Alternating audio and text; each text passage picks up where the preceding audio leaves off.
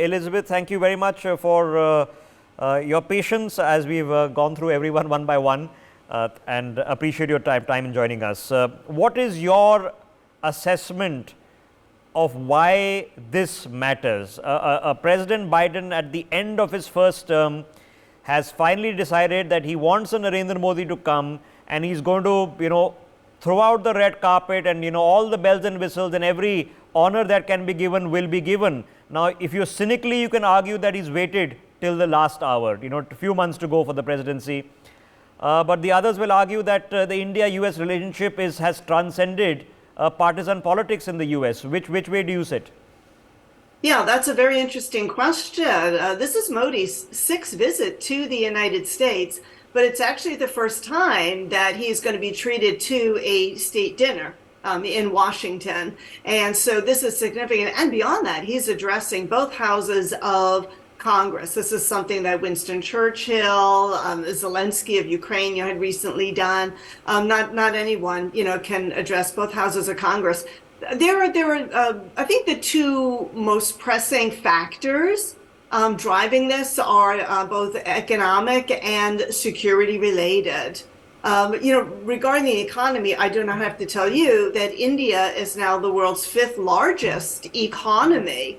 Of course, the United States is the world's largest and China the second, but we know that China's economy is, if not quite in a tailspin, it's definitely weakening. And with the demographic problems in China, the economy will probably not grow the way it has in the past. Okay, since you mentioned it, can you just, I'm sorry to interject, but since you mentioned it, there is not much of an understanding, and there's a reason for that, because we don't understand what's happening within China very well.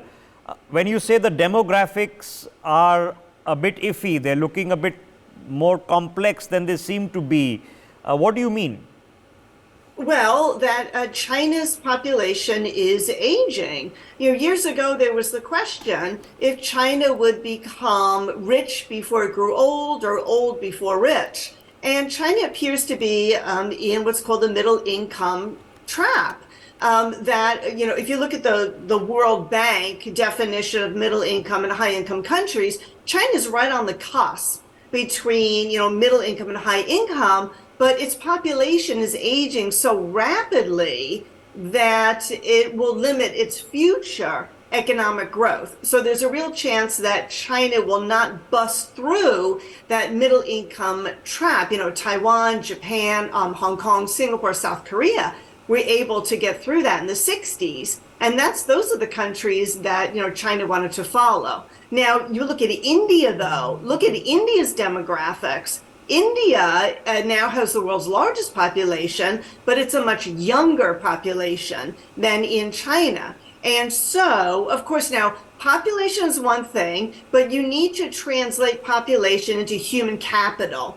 And that is, population is people, it's mouths to feed. But with healthcare, education, you convert them into economic actors. And this is what Modi has been doing under his program of infrastructure. He is investing over a 5-year plan, $1.4 trillion US dollars in infrastructure, education, and jobs. Okay, because Professor Larus, the Chinese have also invested trillions in building white elephants and ghost cities. So you can spend a lot of money in the problem. What is there's a fundamental difference, of course, between India and China in the politics and the structures of the system. Where did China get it wrong that we can't afford to be making the same mistakes? Well, okay, so China has already developed its infrastructure. And so now to stimulate the economy, it is going to build more infrastructure, but more of the same is not useful. Whereas India still has a ways to go in developing its infrastructure. A lot of companies, I should say, are either leaving China or for supply chain reasons, they're considering what's called China Plus One, a presence in other countries, Philippines, Vietnam, India. But to attract and keep those businesses, you have to have reliable transportation on the subcontinent. You have to have deep water ports. You have to have reliable electricity. And so that infrastructure still needs to be further developed in India, which is a great opportunity Yeah. for the people. Now, getting back to the U.S. interest, Yeah, right? please, please. So, of course, the U.S. does nearly $200 billion in trade with India. That is huge. So India is a major trade partner. And also, American companies are titans of industry from Apple to Amazon Web Services are all, branching and expanding operations in India. So India is extremely important for that economic dimension. But another reason why President Biden is interested in closer cooperation with India is the security or defense dynamic.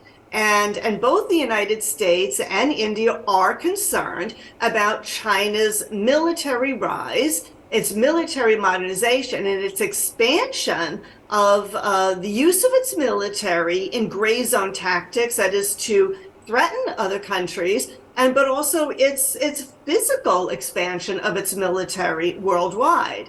And so the United States is very concerned with that, and it Okay, sees okay, but it's concern India as a it's concerned. partner. Why? Because our concern is very immediate, because it's our territory that the Chinese are occupying or and looking to expand upon.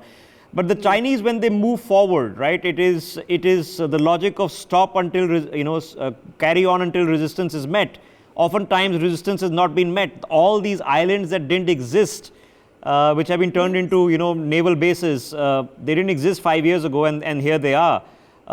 So where is the resistance that is being met? It certainly can't be a few air patrols and sea patrols. Doesn't make a difference who's doing it. Yeah, you're absolutely right. And it is a problem, particularly under the Obama administration, and other administrations where not enough was done. The US, as you know, was preoccupied in Central Asia and the Middle East, namely Afghanistan and Iraq. And China took the opportunity to expand its presence by building, as you say, those artificial islands in the South China Sea. And then once it's done, it's a fait accompli. What are you going to do?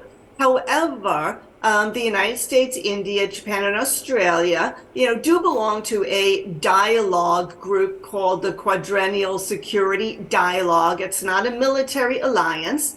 However, the United States is talking about selling its Sea Guardian drones to India. There's also a discussion of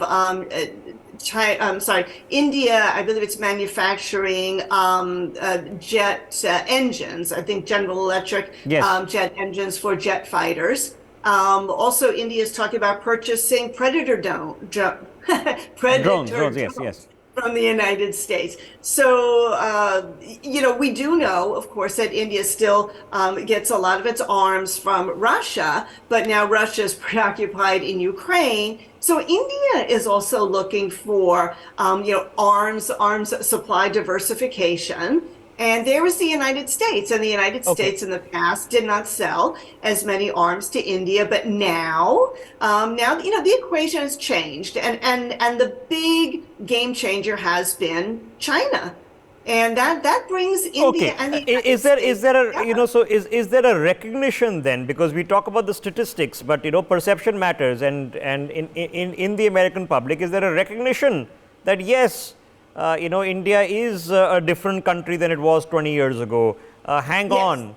yes. It does make sense for us. If we are looking for a friend, this is the one. It doesn't make a difference if you're Republican or Democrat. Right, right. Yeah, I do believe among the American public, there is the sense that India matters. Like everyone in America knows that India is the world's largest democracy. Probably most people don't really understand the chilly relations that the United States had with India in the early years of your republic, because of the democratic socialism that Nehru essentially adopted, and then that was kind of scary in the United States. So we kind of threw our lot with Yeah. Pakistan.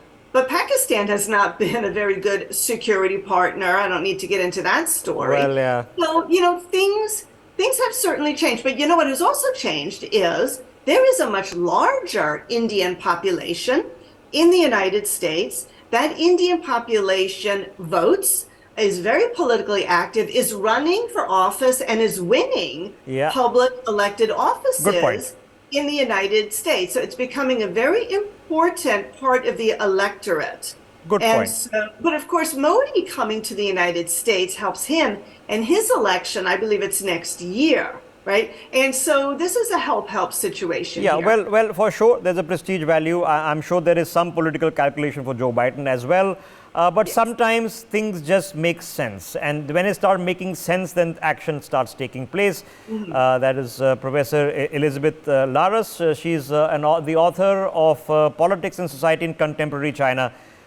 It's in its second print and is available on Amazon. Thank you, Professor Larus. For more such videos, subscribe to the NewsX YouTube channel, hit the bell icon.